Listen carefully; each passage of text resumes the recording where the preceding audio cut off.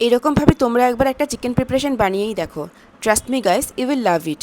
এর জন্য পরে তোমরা মনে মনে আমাকে থ্যাঙ্কস জানালেও জানাতে পারো, সে পরে করো।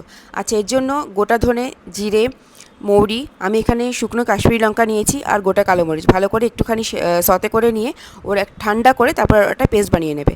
এরপর প্যানে তেল গরম করে গোটা গরম মশলা আর 3 থেকে 4টে স্লাইড বড় বড় পেঁয়াজ নিয়েছি আমি।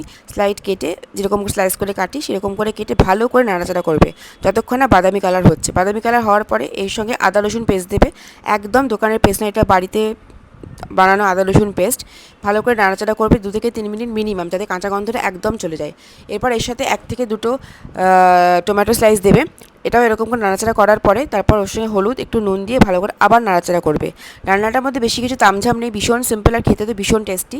আচ্ছা, ওইদিকে আমি চিকেনটাকে ভালো করে ধুয়ে নুন দিয়ে মাখিয়ে রেখেছিলাম। তারপর এই মশলাটা ভালো করে নাড়াচাড়া করার পরে চিকেনগুলো ওখানে দিয়ে আবার 2 থেকে 3 মিনিট ভালো করে এরকম নাড়াচাড়া করলাম। আচ্ছা, আমি এখানে 1 গ্লাস মতো গরম জল ইউজ করেছিলাম।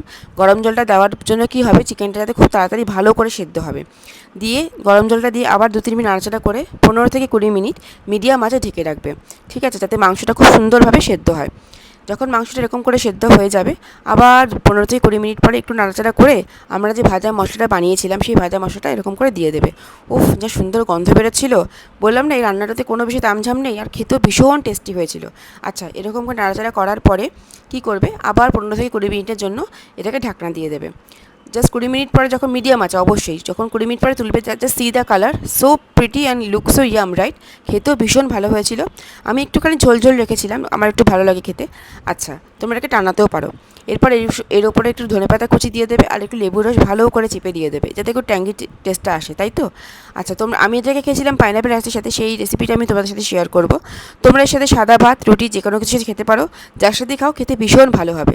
So till that time, enjoy.